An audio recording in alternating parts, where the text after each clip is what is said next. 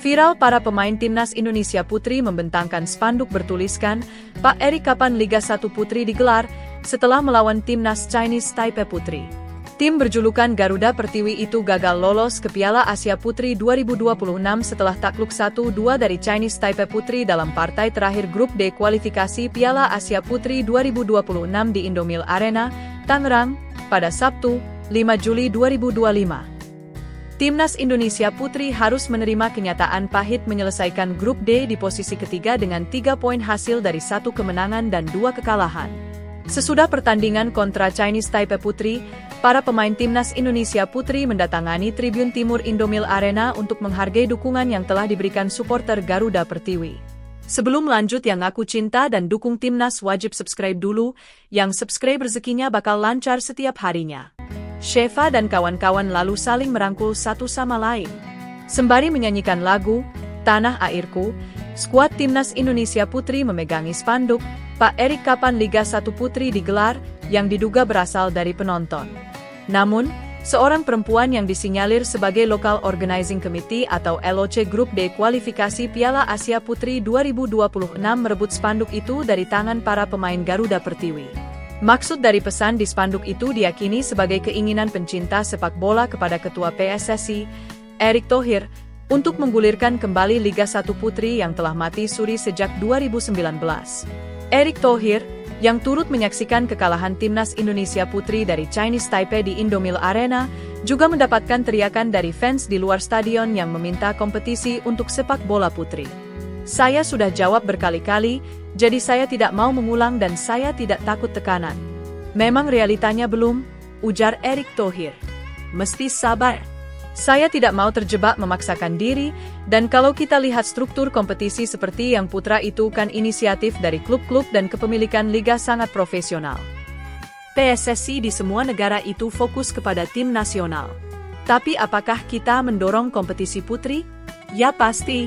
Bagian kami mencoba-coba mendorong," jelas pria yang juga menjabat sebagai Menteri BUMN RI itu. Sementara itu, pelatih Timnas Indonesia Putri, Satoru Mochizuki, tetap memuji perjuangan Helsha Maisyaroh dan kawan-kawan meski takluk dari Timnas Chinese Taipei Putri dan tidak mampu melaju ke Piala Asia Putri 2026.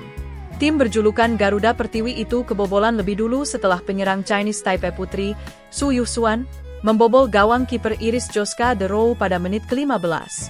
Timnas Indonesia Putri sempat menyamakan kedudukan lewat Helsha Maisyaroh pada menit ke-48, namun kembali kemasukan lewat pemain Chinese Taipei, Liu Yuqiao, pada menit ke-75.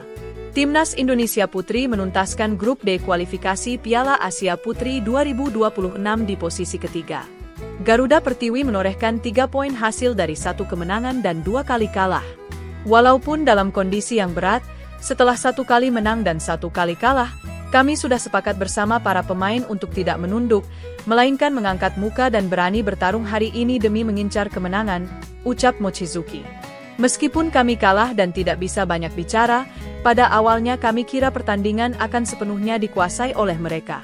Namun, ternyata para pemain berjuang dengan baik, tampil baik, dan mampu memberikan perlawanan yang luar biasa. Karena itu, saya memuji para pemain yang sudah mampu melakukan hal tersebut," tuturnya.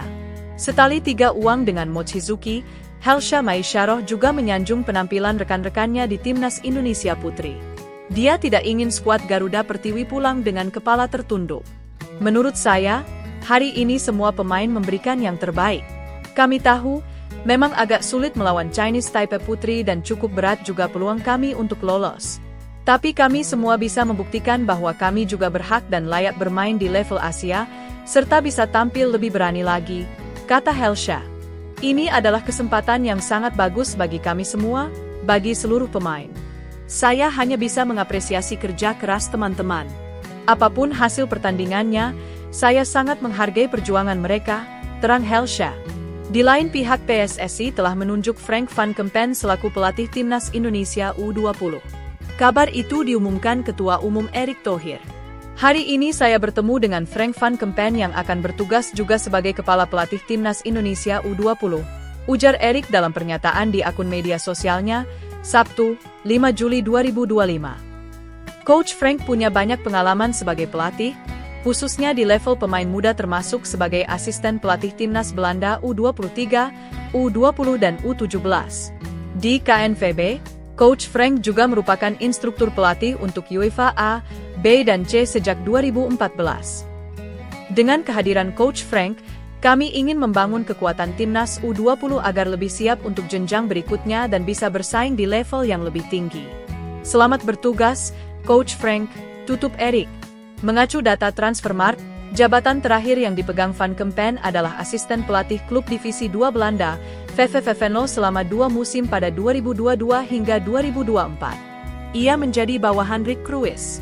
Sebelum itu, ia menjadi asisten WL Boesen di klub divisi 2 lainnya, Helmond Sport pada 2019 hingga 2022. Pria 53 tahun itu beberapa kali menjadi manajer di level kelompok umur, seperti Roda JC U19, Helmond Sport U21, VV Venlo U21, Sparta U19, Sparta U21, hingga NAC Breda U21. Ia juga pernah menjadi analis video PSV Eindhoven pada 2011 hingga 2012. Van Kempen menggantikan Indra Shafri yang dilepas dari jabatannya usai gagal membawa Indonesia lolos ke Piala Dunia U20 2025. Pada Piala Asia U20 yang digelar Februari lalu, Garuda Muda tersingkir di fase grup usai hanya meraih 1 poin dari 3 laga. Jadi bagaimana pendapat kalian? Sampaikan di komentar dan jangan lupa subscribe channel ini. Terima kasih banyak.